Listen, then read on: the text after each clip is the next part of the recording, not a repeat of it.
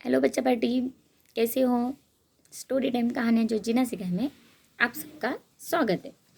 तो आज की कहानी है हमारे सबसे फेवरेट अब बच्चों के, है ना। कौन है? हमारे बड़े बड़े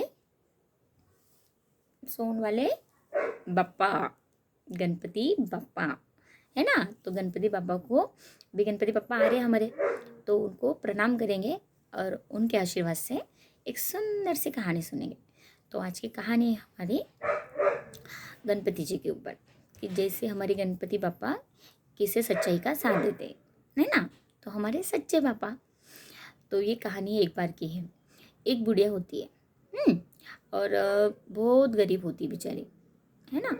तो फिर तो वो बेचारी कैसे भी जंगल में इधर उधर काम करके कुछ लकड़े वकड़े जमा करके ऐसा कुछ काम करके अपना गुजारा करती थी। रोज का खाना पीना जो है उसका कुछ काम करके फिर उनसे कुछ सामग्री लाकर सामान लेकर फिर ऐसा गुजारा करती थी। खाने पीने के लिए तो लगता है ना, तो ऐसा गुजारा करती थी।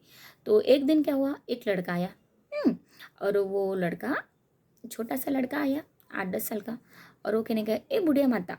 तो बोले ए कौन है कौन है। तो बोले बुढ़िया माता मुझे बहुत भूख लगी। तो बोलते भूख लगी है। तो बोले मेरे पास तो खाने को कुछ नहीं, मैं तुमको क्या दूँ। तो उसने बोला देखो तुम मुझे कुछ मत दो, पर मेरे पास सामान है, ये सामान से तुम क्या करो, मुझे अच्छी सी खीर बना दो।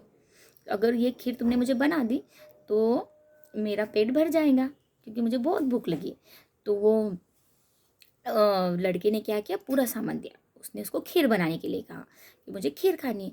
तो उसको शक्कर दिया, दूध दिया, चावल दिया, और बुढ़िया ने फिर वो मस्त से अच्छी से खीर बनाई, एकदम टेस्टी टेस्टी, है ना। चूल्हे के ऊपर खीर बनाई। अब बेचारी गरीब थी बुढ़िया, तो उसने सुंदर अच्छी सी टेस्टी खीर बनाई। और लड़के ने कहा ठीक है बुढ़िया तुम खीर बनाना, बूढ़ी माँ मैं जाकर आता हूँ, थोड़ा घूम कर आता हूँ गाँव में, ऐसा बोल के वो चला गया। फिर क्या हुआ, बुढ़िया ने खीर बनाई। जैसे जैसे चावल पकने लगे, खीर की सुगंध भी बढ़ने लगी। खीर की इतनी अच्छी सुगंध से उसको मन पे काबू नहीं रहा, कंट्रोल नहीं हुआ। अब बुढ़िया बूढ़ी थी, गरीब थी, तो हमेशा इतना अच्छा खाना तो उसको मिलता नहीं। खीर तो कितने दिन हो गए बेचारी ने खाई नहीं होंगे। तो उसकी इच्छा हुई क्यों ना मैं खीर खा लूँ। तो उसने कटोरी में खीर लिया और खा लिया। जैसे उसने खीर उसको खा लिया और उसको लगा कि कोई आया है करके, तो दरवाजे के पीछे जाके वो छुप गई। तो वो लड़का ही आया। तो उसने बोला ओ बुढ़िया माँ, ओ बुढ़िया माँ। तो बोले बा कहाँ हो, जल्दी आओ, चलो खीर खाते हैं। तो बूढ़ी माँ ने कहा हाँ, दरवाजे के पीछे से निकल के मैंने तो खीर खा ली, अब तुम खा लो। तो जो लड़का था वो बहुत खुश हुआ कि अच्छा तुमने खीर खा ली। तो उसने उसको बुढ़िया को लगा कि शायद ही मुझे डांटेगा। तो बोले कोई बात नहीं, पर तुमने सच कहा ना, तो ये चीज़ मुझे बहुत अच्छी लगी, इसलिए कोई बात नहीं, अभी तुम दोबारा मेरे साथ और खाओ। तो दोनों, वो बुढ़िया ने और वो लड़के ने मिलके भरपूर खीर खाई, और खीर ख़त्म भी नहीं हो रही थी, इतनी खीर थी कि दोनों ने भी पेट भर के खाई। फिर कोई लोग आ रहे, अरे खीर की खुशबू किधर से आई। तो आसपास के लोग आके देखने लगे कि अरे ये बुढ़िया तो इतनी गरीब है, और इतनी खीर कहाँ बनाने को पैसा कहाँ से आया, इतना सामान कहाँ से है इसके पास। तो लोग आके देखने लगे और फिर बताने लगे और मांगने भी लगे। फिर वो लड़के ने सबको खीर दी। बुढ़िया ने कहा लो आप भी लो, थोड़ी थोड़ी लो, सबको दी। पर खीर खत्म होने का नाम नहीं। ऐसा करते करते आस पास के 4-5 लोग से पूरे लोग गांव के आने लगे देखने की कि क्या चमत्कार हो गया, कि बुढ़िया ने तो इतने छोटे से पतीले में खीर बनाई थी और खीर तो सबको सबको दे जा रही है, फिर भी ख़त्म नहीं हो रही है, तो ये क्या चमत्कार हो गया। तो ये देखने के लिए सब लोग आने लग गए और इतनी भीड़ जमा होगी, सबने खीर खाई, पर फिर भी खीर कम नहीं हुई, खीर उसमें बढ़ती ही जाती थी। फिर ऐसा क्यों हुआ पता नहीं। फिर ये बात चलेगी उस गांव के राजा तक, और वो राजा ने कहा तक ये बात चलेगी कि अरे, कि देखो गांव में एक, उनके मंत्री ने कहा कि गांव में एक बुढ़िया है गरीब सी, पर उसकी झोपड़ी में उसने खीर बनाई है और वो सबको खीर बांट रही है। पता नहीं इतनी गरीब बुढ़िया के पास इतना पैसा कहाँ से है और इतनी खीर। सुना है कि वो खीर कोई पतले में बना रही, उसमें से खीर खत्म होने का नाम ही नहीं ले रही। तो ये सुनने के लिए राजा भी, ये देखने के लिए आतुर हो गया। पर राजा कैसे जाएगा एकदम से गरीब बुढ़िया के घर, उसकी भी कुछ इमेज है ना। तो उसने क्या किया, फिर उसने कहा ठीक है उस बुढ़िया को बुला के लाओ। अगर वो बुढ़िया पूरे गांव भर भंडारा दे सकती, सबको खीर बांट सकती, तो मुझे मैं क्यों नहीं दे सकता। तो हम भी हमारे राजघर है ना, हमारे राजघर में है ना, हमारे घर के अंदर भी खीर बनाएंगे और सबको गाँव भर खीर देंगे, पूरे गाँव के लोगों को पूरा अच्छा भोजन भी देंगे उसके साथ। तो सब मंत्री बोला ठीक है।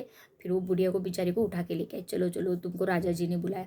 और वो बुढ़िया गई और राजा जी के पास, उसको कहा कि राजा जी ने कहा कि तुमने क्या जादू किया, क्या जादू टोना किया था, कैसे कि तुम्हारे पतीली की खीर बननी हुई, कम नहीं हो रही थी, इतने लोगों को कैसे खिलाया, तुम्हारे पास इतना पैसा तुमने चोरी किए। उसको डांटा धमका। उसने कहा नहीं मैंने तो कुछ नहीं किया, पता नहीं वो एक लड़का आया था, उसने बोला खीर बनाओ, हमने खीर खाया और फिर कोई आए मांगने के लिए उनको भी दिया, फिर मांगते गए लोगों को खीर देते गए, पर पतीले की खीर कमी नहीं हो रही थी। तो फिर सब बूढ़ी ने ऐसी बातें बता दी। फिर क्या हुआ, फिर राजा ने कहा ठीक है मुझे कुछ विश्वास नहीं आ रहा, तुमने कुछ गड़बड़ी की, तो तुम क्या करो अभी हमारे राजमहल में भी बनाओ खीर, और हम तुमको बहुत सारा बड़ा पतीला देंगे और सबको खीर हमको बांटनी भी है और खाना भी देंगे, बाकी आचार्य खाना बनाएंगे, पर तुम खीर बनाना। तो उसने खीर बनाना शुरू किया, पर खीर तो तुरंत ख़त्म हो जाती थी, जितने लोग खाते थे ख़त्म, दोबारा बनाओ बताओ बनाओ बनाओ बना बना के थक गए खीर। पर खीर सबको मतलब किसी को मन तृप्त नहीं हो रहा था किसी का भी, सबको चाहिए चाहिए चाहिए, और इधर खीर बनाना पड़ रही थी, बना बना के थक गए, पूरा दिन चलेगा। फिर वो बोल थक गए। राजा जी ने कहा कि ये क्या हुआ, खीर कैसे क्या ख़त्म हो रही है, तुमने तो तुम्हारे झोपड़े में बनाई थी तो खीर ख़त्म नहीं हुई, ऐसा क्या हुआ। तो फिर उन्होंने सोचा कि चलो कुछ अभी ये बुढ़िया ने जादू किया, तो वो जादू, वो बुढ़िया ने क्या किया, जादू किया शायद कुछ तो भी, कि बुढ़िया ने कुछ जादू टोना किया है। तो उसको बहुत स्ट्रिक्टली पूछने लग गए। फिर उन्होंने बोला नहीं नहीं मैंने कुछ जादू नहीं किया, मुझे नहीं पता कि कैसे क्या खीर वो मेरे घर की खीर कैसे ख़त्म नहीं हो रही थी, और आपके यहाँ खीर क्यों नहीं पुल रही, सबको कम पड़ रही है, मुझे नहीं पता। तो उसने कहा अच्छा तुम रोज़ क्या करती हो। तो बोले मैं तो उसके दिनचर्या पूछी, मैं तो सुबह उठती हूँ, नहाती हूँ और गणेश जी के मंदिर में जाके दर्शन करती हूँ, और गणेश जी को बोलती हूँ कि आज के खाने का इंतज़ाम तो कर लेना, और आज मेरे मन में खीर खाने की बहुत इच्छा है। मैंने तो ऐसे गणपति पापा को बोला और घर पे आ गई।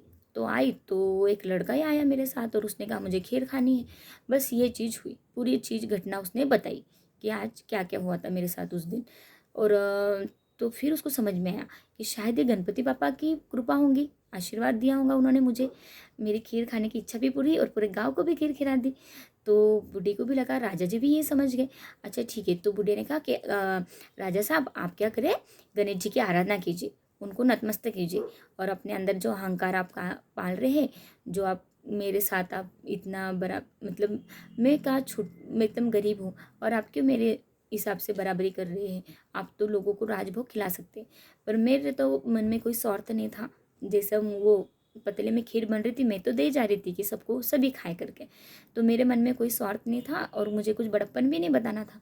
तो राजा जी ने भी नतमस्तक होकर गणेश जी से माफ़ी मांगी कि मुझे माफ़ कर दो कि मेरे में अहंकार आ गया, मुझे ईगो मेरा बढ़ गया, और मैंने भी ये बुढ़िया के हिसाब से सबको खिला रही, इसके लिए मैं भी खिला सकता हूँ, मैं तो अमीर हूँ, ये हिसाब से मैं लोगों को खिला रहा था, कि अपना बता रहा था कि एक राजा है, हमारे राजा ने कितना अच्छा हमको भोजन दिया, पर मुझे माफ़ कर देना।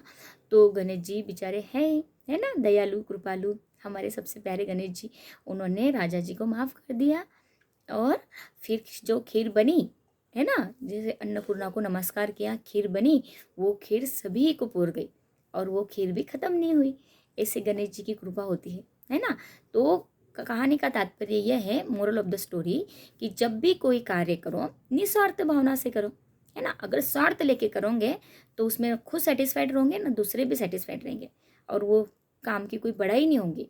ऊपर से अभी देखो कोई व्यक्ति आपके घर पे आता है या आप किसी कोई मदद भी करते पर ईगो से करते हो, है ना, कि मैंने किया, देखो मैंने होता तो तुम्हारा काम होता ही नहीं, है ना, मैंने तुम्हारी मदद की, ऐसे ईगोस्टिक से भावना से बात करते हो तो क्या होता है फिर, उसकी वो सामने वाला आपकी भावना की कदर नहीं करेगा। अगर 4 जनों को आप ये बातें बता बता करोगे, देखो मैंने उसकी मदद की तभी उसका काम हुआ, कोई भूखा है उसको खिला रहे हो, अरे मैंने दिया उसको तो ही उसने खाया, ठीक है ना, वो आपके हाथ से कार्य होना था, है ना, आपके हाथ से भूखे को खाना मिलना था, पैसे को पानी मिलना था, तो वो सत्कर्म भगवान ने आपके हाथ से करवाया। तो इसमें ईगो करने की क्या बात है ना, अहंकार की क्या बात है। तो कब जब भी कोई कार्य करो निस्वार्थ भावना से करो, किसी की मदद करना है निस्वार्थ है, कि हमें उससे कोई लाभ नहीं मिलने वाला है या ना हमारा नाम वाला होने वाला है ना। जैसे हम नाम के लिए करते कि मैं ऐसा करूँगा तो मेरा नाम, किसी को कुछ देंगे तो नहीं नहीं मेरा नाम हो जाएगा, है ना, ये भावना से मत दो। तो किसी को देने के वक्त भी निस्वार्थ भावना से दो, विदाउट कोई एक्सपेक्टेशन, और हमेशा सच्चे मन से, साफ दिल से कोई भी काम करो तो भगवान हमारा साथ देते हैं। इसमें दो चीज़ें हमें सीखने को मिली ना। गणेश जी ने किसका साथ देते, जो सच के राह पे चलते, सच बोलते। बुढ़िया ने खीर खा ली चुरा के, पर फिर भी उसने नहीं बोला कि मैं झूठ नहीं बोला ना, सच बोला कि मैंने खीर खाई। तो गणेश जी ने उसे माफ़ी कर दिया और उसका नाम भी कितना भाला कर दिया कि सब लोग वो बुढ़िया को खीर वाली बुढ़िया बोलने भी लग गए फिर, है ना। तो ऐसी थी हमारी खीर वाली बुढ़िया। तो ऐसे हमारे गणेश जी, और गणेश जी की कृपा हम सब पर हमेशा बरसती रहे। इसके लिए हम हमेशा सही राह पे चलेंगे और सही कार्य करेंगे। गणपति बप्पा मोरया। बाय, स्वस्थ रहो, मस्त रहो।